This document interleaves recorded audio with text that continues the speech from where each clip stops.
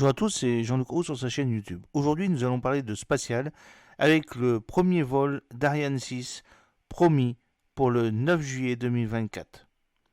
Ariane 6 décollera de son pas de tir flambant neuf ELA-4 à Kourou.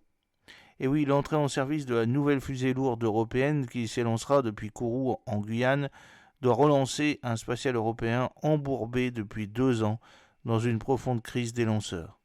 Ariane 6 connaît la date de son rendez-vous dans l'espace. Et oui, à l'occasion du Salon aéronautique de Berlin, qui se tient jusqu'à dimanche, l'Agence spatiale européenne (ESA) a annoncé ce mercredi que le vol inaugural du nouveau lanceur lourd européen aura lieu le 9 juillet 2024 depuis le centre spatial guyanais de Kourou.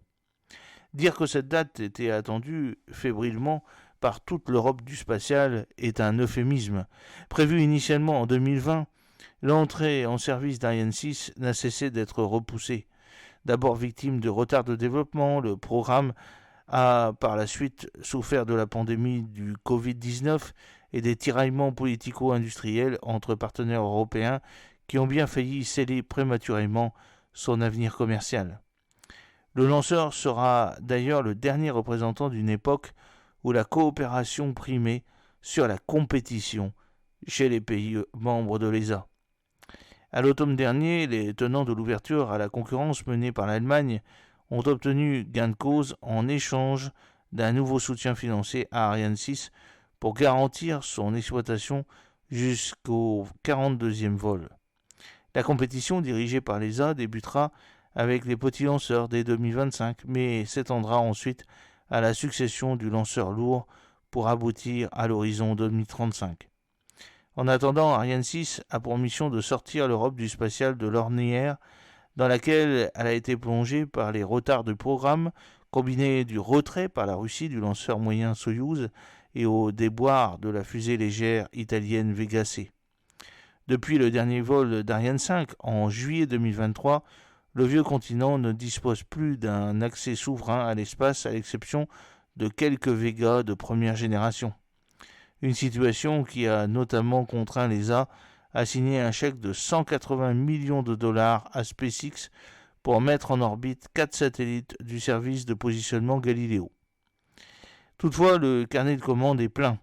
Cette longue parenthèse n'a toutefois pas empêché Ariane 6 d'être un succès commercial avec déjà plus de 30 vols vendus, à tel point qu'Ariane Espace n'a plus de disponibilité à très court terme, avant 3 ans, hormis pour des missions institutionnelles très importantes.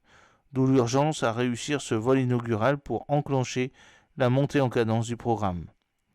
Pour son premier décollage, la fusée n'emportera qu'environ 1 tonne de charge utile, 18 petits satellites, démonstrateurs et expérimentations scientifiques, bien loin de la capacité maximale de 4,5 tonnes en orbite de transfert géostationnaire, GTO, et 7 tonnes en orbite héliosynchrone, de cette version équipée de 2 propulseurs d'appoint.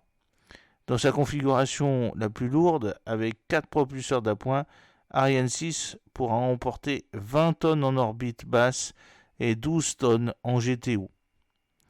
Ce vol inaugural doit être suivi cette année par la première mission opérationnelle emportant le satellite d'observation militaire français CSO-3. Viendront ensuite, dans le désordre, 18 tirs pour la constellation Kuiper d'Amazon, 5 pour Galileo, 4 pour Eutelsat, et puis 3 pour Intelsat et autant pour Eutelsat. En attendant, de nouvelles commandes, bien entendu, enfin on l'espère. J'espère que cette petite vidéo vous a plu. N'oubliez pas de cliquer sur le pouce pour la promouvoir, de vous abonner si ce n'est pas encore fait et de partager cette vidéo sur vos réseaux sociaux. A très bientôt, fidèlement, Jean-Luc O.